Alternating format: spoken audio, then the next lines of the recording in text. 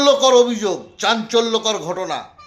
Humayun Kabir new টাউনের একটা বারে বসে তার পার্টির মিটিং করছে এবং সামনে মদের গ্লাস। যে মুসলিম ধর্মের কথা বলে হুমায়ুন কবির তার দল সৃষ্টি করেছে, যে বাবরি মসজিদের কথা বলে হুমায়ুন তার দল সৃষ্টি করেছে, সেই মুসলিমদের হারাম হচ্ছে মদ। আর সেই মদ যেখানে খাওয়া হয় সেই বারে বসে মদের গ্লাস সামনে নিয়ে হুমায়ুন তার দলের মিটিং করছেন এবং মিটিং শেষে বারের নর্তকীদের সঙ্গে হুমায়ুন বার থেকে বার হচ্ছেন।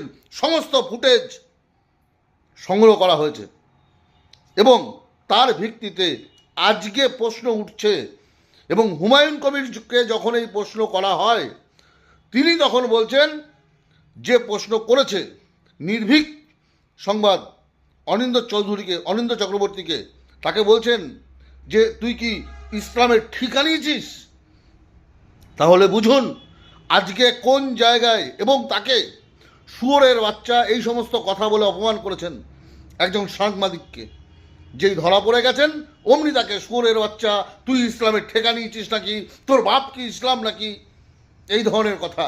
তাহলে আপনারাই বুঝুন আপনাদের এই জনতা পার্টির ভবিষ্যৎটা কি। মুসলিমদের ধর্মে সুশ্রুতি দিয়ে বিজেপির টাকায় এই দল তৈরি হয়েছে এবং বাংলায় একটা বিশৃঙ্খলা সৃষ্টি করতে চাইছে। অতএব আমার মুসলিম বন্ধুরা সাবধান। সমস্ত লিঙ্ক আপনি ডেসক্রিপশন বক্সে পেয়ে যাবেন, একটু কাইন্ডলি আমার কমেন্ট বক্সে গিয়ে দেখে নেবেন। ধন্যবাদ।